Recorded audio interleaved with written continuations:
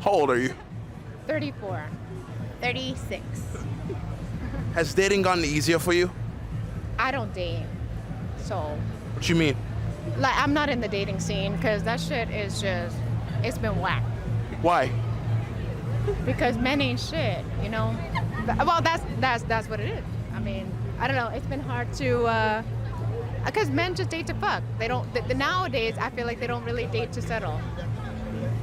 No, men date to fuck you. Don't chase a ring. Chase your future. If he's the right guy, once you get to the future you're supposed to be, he'll be right behind you. Ugh.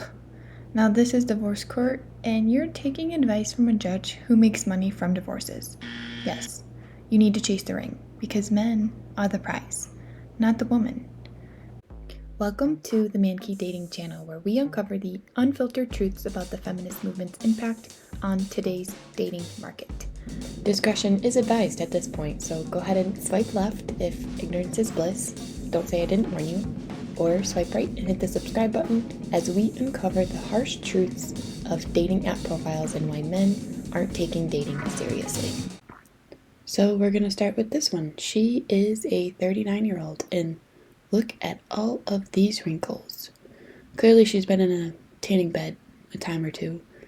She probably is a post bodybuilder or something. And look at all of these nose rings. She's got a few. Who knows on the other side, but the chest tattoos are a red flag. Girls have a father in their life. They don't have tattoos at a young age. This girl has chest tattoos everywhere, so father in the household would be questionable. And as usual, these women just waste their youth in their 20s having fun, and then in the 30s realizing that they need to now settle down now, and she's hitting 39. She's more than likely going to be single for the rest of her life. More than likely. If you give your youth to your husband, he takes care of you when you are old, when he is in his prime years, if he does the work. The reason why men don't want to date a majority of these women or get married to them on these dating apps is because they are all damaged goods. Bad attitudes. Not feminine. Not fit. They've been ran through. And either have sugar daddies and lonely content on the internet, or are feminists with a bad attitude and can't work with a man. Or have multiple children and divorced their husband because they were unhappy. And unfortunately, these women don't like to be side chicks. So when they're 50 and can accept the status of a side chick, or work with a man to become a helpmate, then they die alone. I'm a single mom of 3 amazing boys. My kids will always come first. So she's clearly not prioritizing you or your relationship, and I'll do whatever I need to for them. I also love to go to the gym in my free time. Well, then be more fit.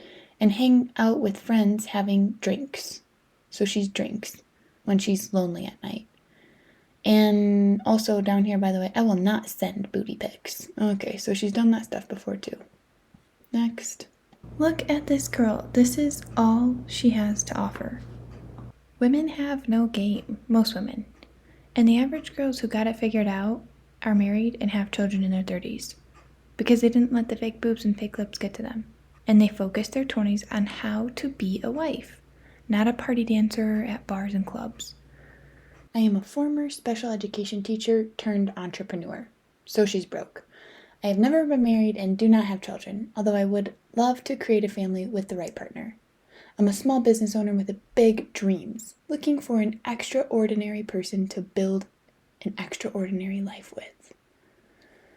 Oh, the fairy tale of these women. Girl, you're 39 years old, no kids, and you're really pretty. There must be something wrong with you. Either hygiene, or maybe she's too selfish. I don't know, but there's something off about this girl. And she's, looking for that extraordinary person as an entrepreneur. So, boss babe. She actually is pretty, but she has nothing in her profile that a man would want. Nothing. Absolutely nothing. This is actually why Halsey created that song Bad at Love. So hear this out. That's what I did to fuck it up. And it started with a guy that I was seeing at the time. And in the song I say, I've got a boy back home in Michigan, and it tastes like Jack when I'm kissing him. Because he loved Jack Daniels. He used to drink Jack Daniels whiskey all the time. Probably too much, honestly. And I said... So that's one guy who is the bad boy.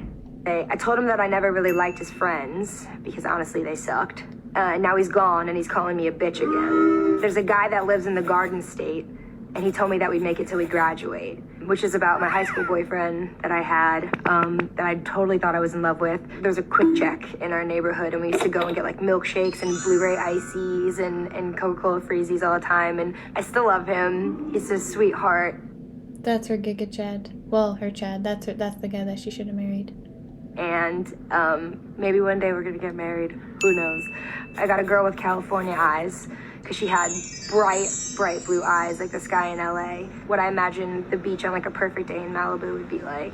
London girl with an attitude. Never told no one, but we look so cute. Both got way better things to do, but I always think about her when I'm riding through. Because every time I'm in London, I think about this one girl that I was dating that I didn't tell anybody I was dating. I was at a point in my life where I was keeping my relationships really private, which was exciting and exhilarating, but kind of made me feel like I was committing a crime, which is not how a relationship is supposed to feel. So she's bi. Wow, I actually didn't know that.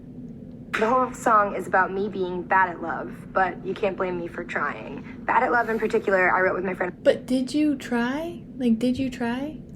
How many relationships were you in at one time? Because you just listed off like 4 of them, but you didn't say what you did wrong.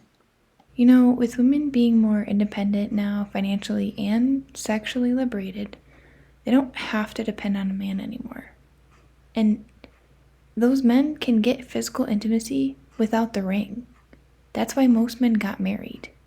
And marriage was the best thing that happened to women. So most men know that marriage means sacrificing freedom, especially if they aren't interested in having children. There just aren't a ton of perks for men to say I do anymore because women have all the rights. One thing is for sure, the institution of marriage is going through a turbulent period, and it's unclear whether it will emerge unscathed or undergo a metamorphosis into something entirely new. Some men are beginning to realize that marriage is a bad deal financially for them. About half of all first marriages last about 10 years. In most divorces, the man gets hit hard in the wallet. He will most likely end up paying child support for many years, and usually the price is pretty steep. And almost always the wife gets full custody of the kids, even if she's a drug addict and an alcoholic. Depending on the whim of a judge, a man may pay an outrageous amount of money to his ex for many years. So many men are waving away the thought of marriage because in the light of day it really sucks. So who is responsible for this transformation over many years? It isn't men. It isn't our dogs and cats. It is women. I don't know though, I kinda disagree with manhood right here. It's not just the women's fault. He gives great facts and stats about the marriage rates and the reasons for divorce, but is it the women? We are kind of like children with breasts. Women need leadership. And right now we have a soft society. Because life is easy. We have soft men. There's no war going on. The only power women have is because men gave it to them. I never married. I chose not to marry. But No, Oprah. No man chose to marry you. The guy that you like. I always love it sometimes when guys will say, you know, that's my wife, or my wife called, or I got to get this for my wife. You know, just when you hear the word wife and you know that he's talking about you. Do you like that? Do you go, Yeah. It feels great, but I can say to make sure you have your own life before you're someone else's wife. And Why are we cheering for this, audience? The man is supposed to lead you so that you can have a life together with your husband. So if you have your own life and he has his own life, and now you're married, how are you going to make it work together? How? To settle. Could it be that they're just going for younger women? Oh, not necessarily. No, I don't think so. Just women with no dignity. And ready to open their legs. Free leg. Or could it be that your standards are just unrealistic?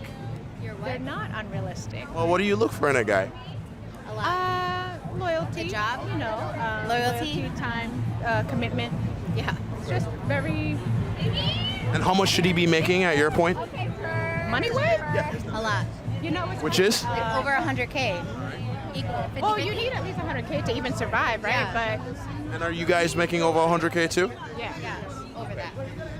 But I'm not looking for somebody to contribute. Of course, because you don't want to depend on a man. And this is what the problem is with these boss babes. Not just attitude, but they don't realize that once you are in your, 30s, by the time you're 35, you're probably going to be single for the rest of your life, especially right now with men waking up.